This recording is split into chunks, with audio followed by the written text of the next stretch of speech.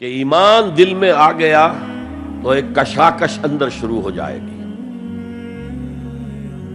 میں اگر فرائڈ کی اصطلاح استعمال کروں تو ایگو اور اڈ یا لبیڈو میں تصادم ہوگا.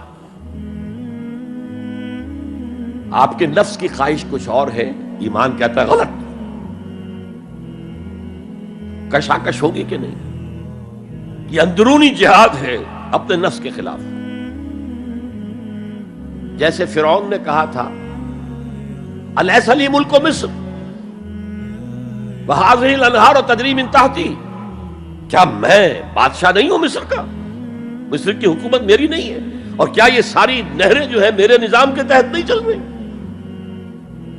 اسی طرح برا نہ مانیے، ہمارا نفس کہتا ہے یہ جسم میرا ہے، میری ملکیت ہے، اٹس مائی ڈومین، میری خواہش پوری کرنی ہوگی. جیسے اس نے کہا میں نہیں جانتا کوئی خدا ہے میرے سوا اور میرے اوپر، میں نہیں مانتا. نفس بھی کہتا میں نہیں ماننے کو تیار، کیا حلال ہے کیا حرام ہے، کیا جائز ہے کیا ناجائز، میری خواہش پوری کرو.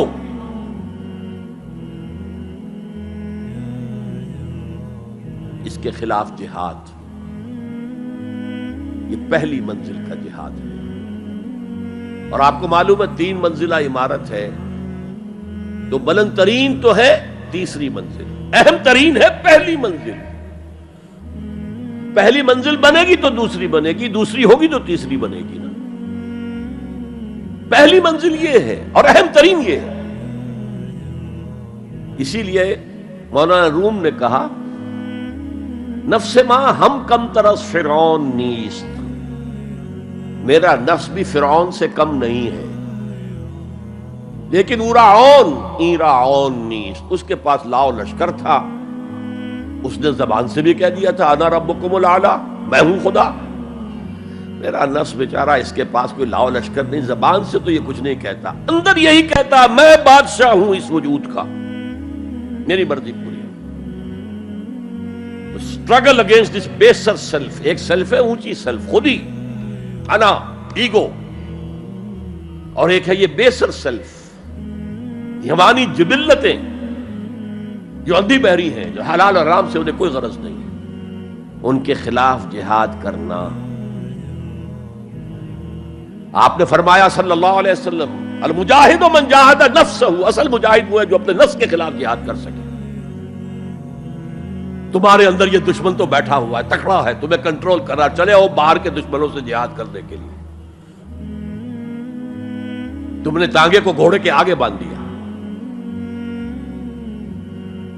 اور ایک دفعہ حضور سے پوچھا گیا ای الجہاد افضل یا رسول اللہ، اے اللہ کے رسول سب سے افضل جہاد کون سا ہے؟ فرمایا ان تجاہد نفسک فی طاعت اللہ، اپنے نفس کے خلاف جہاد کرو، اسے اللہ کا مطیع کرو. یہ جو اندر کی کشمکش ہے، کشاکش ہے، یہ جہاد فی سبیل اللہ کا نقطہ آغاز، اللہ کا مطیع بنانا ہے نفس کو. اس کے ساتھ 2 سب لیول اور ہیں.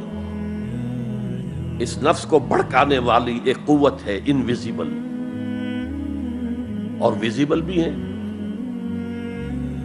انویزیبل قوت سب سے بڑی ابلیس، شیطان لعین، اور اس کے چیلے چانٹے جنات میں سے.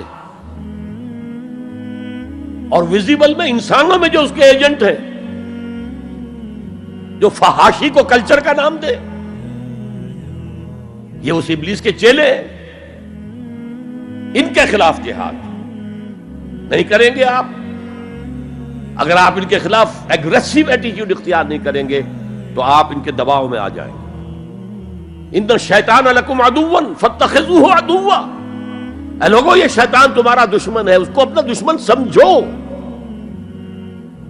وہ تمہیں سبز باغ دکھاتا ہے، بدی کو مزین کر کے دکھاتا ہے، اچھے اچھے نام اس کے رکھ دیتا ہے، اور تمہیں آمادہ کرتا ہے بدی کے ارتکاب پر. نہیں، وہ تمہارا دشمن ہے. افتتخذونہ وذریتہ اولیاء من دونی، تم مجھے چھوڑ کر اسے اور اس کے چیلے چانٹوں کو تم اپنا دوست بناتے ہو. نہیں، شیطان کے خلاف جنگ کرو. اور تیسرا اس پر سب لیول کیا ہے؟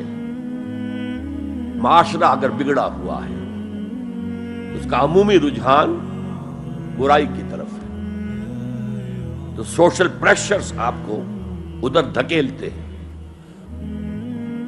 جیسے کہ اگر کوئی موب جا رہا ہے تو اس کے ساتھ چلنا تو بہت آسان ہے، وہ خود ہی آپ کو دھکیلتا ہوا لے جائے گا۔ اس کے خلاف چلنا بہت مشکل کام۔ ہو سکتا ہے آپ بڑی زور لگا کے 4 قدم آگے بڑھیں، پھر کوئی ریلا آئے 10 قدم پیچھے لے جائے۔ تب 2 ہی راستے ہیں، زمانہ بات و سازت تو بعد زمانہ بے ساز۔ یا تو پیسو معاملہ ہے، زمانہ تمہارے ساتھ سازگاری نہیں کرتا، چھوڑو تم زمانے کے ساتھ سازگاری اختیار کر لو، چلو تم ادھر کو ہوا ہو جدھر کی۔ ایک یہ ہے کہ نہیں، زمانہ بات و سازت تو بعد زمانہ ستیس۔